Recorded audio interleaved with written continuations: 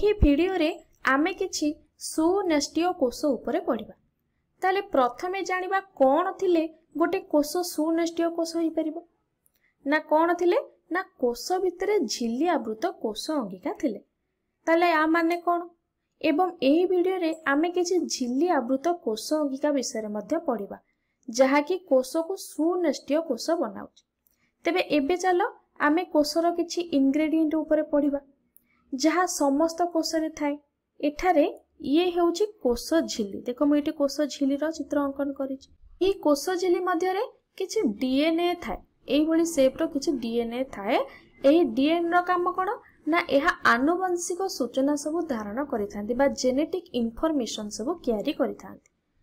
ताहाले एही जो डीएनए गोटे झिल्ली द्वारा आवृत होई कि थाए ताको न्यूक्लियर मेम्ब्रेन बा न्यष्टि झिल्ली बोली कहा जाय।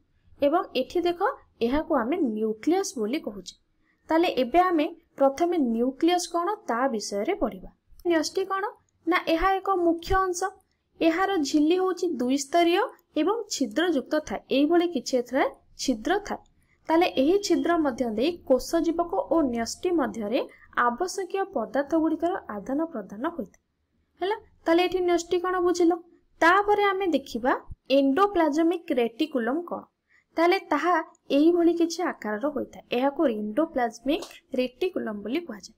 ताले एही जालिका न्यष्टि आवरणर बहिस्तर देखो एठी न्यष्टि आवरण रहिला ताहा बहिस्तर सहित संयुक्त होई कोष भितरर विभिन्न दिग देई कोष झिल्ली पर्यंत विस्तृत होई कि था। एहा दुई प्रकार होइताय। गोटे हला अमसृण एंडोप्लाज्मिक रेटिकुलम आ गोटे हला मसृण एंडोप्लाज्मिक रेटिकुलम। ए जो अमसृण एंडोप्लाज्मिक रेटिकुलम कोन ताहा मु देखौछि। देखो एठी मु चित्र करिछि। ए जो रेड स्पॉट देखुछो एही सब होछि राइबोसोम। ताहाले एंडोप्लाज्मिक रेटिकुलम रे जदि राइबोसोम लागि कि थिबो ताको अमसृण एंडोप्लाज्मिक रेटिकुलम बोली कहा जाय। जदि राइबोसोम लागि कि थिबो एवं किछि राइबोसोम एही भली मुक्त अवस्था रे थांती ताको मुक्त राइबोसोम बोली कहा जाय। एवं जेउथिरे एगुडा को लागि कि नथाय ए राइबोसोम लागि कि नथिबो ताको मसृण एंडोप्लाज्मिक रेटिकुलम कहा जाय। कारणा एंडोप्लाज्मिक रेटिकुलम एमति स्प्रेड होई कि थाए जोथरे राइबोसोम लागि थिबो ताको अमसृण एंडोप्लाज्मिक रेटिकुलम एवं जोथरे लागि न थिबो ताको मसृण एंडोप्लाज्मिक रेटिकुलम बोली कहा जाय। तापरे आमे देखिबा गोल्गी बॉडी।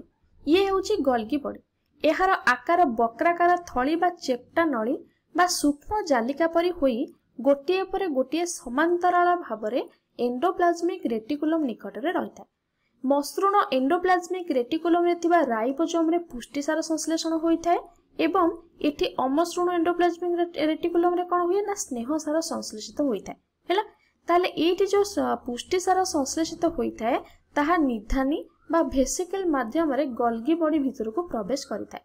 परवर्ती समय रे सेही पुष्टिसार अणुगुड़िक सहित अन्य श्वेतसार स्नेहसार गंधक आदि अणु संयुक्त होई परिवहन निधनी द्वारा कोष भितर विभिन्न स्थान को आवश्यकता अनुसार प्रेरित होइथांती। तो एबे आमे गोल्गी बॉडी विषय रे पढ़िले। तापर देखिबा माइटोकॉन्ड्रिया। देखो ए जो चित्र एठी अंकन होईची याको माइटोकॉन्ड्रिया बोली कहि जाय। समस्त सुनेष्टीय कोष रे माइटोकॉन्ड्रिया देखा जायथाय। एहार आकार एक सिलिंडर बा काकुड़ी आकृतिर होइथाय। माइटोकॉन्ड्रिया रा आवरण झिल्लीटी दुई स्तरीय होइथाय। बहिस्तर रे झिल्लीटी छिद्रयुक्त चिकण एवं नमनीय होइथाय। अंतस्तर झिल्लीटी भितर पटको भांगी होई आंगुठी भली लंबी थाय। याको क्रिस्टा कहा जाय। माइटोकॉन्ड्रिया रा मध्यवर्ती स्थान को आधार बोली कहा जाय। ये क्रिस्टा ये होची आधार।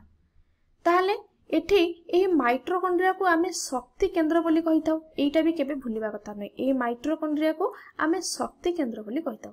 माइटोकॉन्ड्रिया रे अम्लजान द्वारा खाद्य पदार्थ गुड़िकर जारण घटी तहिरु एटीपी बा एडेनोसिन ट्राइफॉस्फेट एहा उत्पन्न होइता। तेणु आमे एटी कोन कहे ना एटीपी को कोषर शक्ति मुद्रा बोली कहिता एवं माइटोकॉन्ड्रिया को शक्ति केंद्र बोली आमे कहिता। तापरे आमे पढिबा रसधानी। देखो एटा होची रसधानी। बहुत बड़ आकार थाए। यह प्रायतः समस्त उद्भिद पाखे थाए एवं केतेक आदि प्राणी मानक पाखरे थाए। ताले एही रसधानी गोटे आवरण द्वारा एटा आवृत होइताय। ताले एककोषी आदि प्राणी व्यतीत अन्य प्राणी मानक कोषरे रसधानी न थाए। रसधानी रो काम कोन ना एहा कोन करे ना एककोषी आदि प्राणी रो संकोच रसधानी जल नियंत्रण रे ओ खाद्य रसधानी रो पाचन क्रिया रे सहाय्य करथिबा बेले उद्भिद कोषर रसदानी गुड़िक अपेक्षाकृत बड़ एवं सेगुड़िक कोषर स्फीति और दृढ़ता नियंत्रण करिथांती। एबे आमे पढ़िबा लाइसोजोम कौन। एइटा होछि लाइसोजोम। लाइसोजोम बड़ भाव में प्राणी कोषरे देखिबाकू मिलता है। यह एक झिल्ली द्वारा एइभଳି आवृत होइकि थाए। एथिरे अनेक प्रकार पाचक एंजाइम थाए।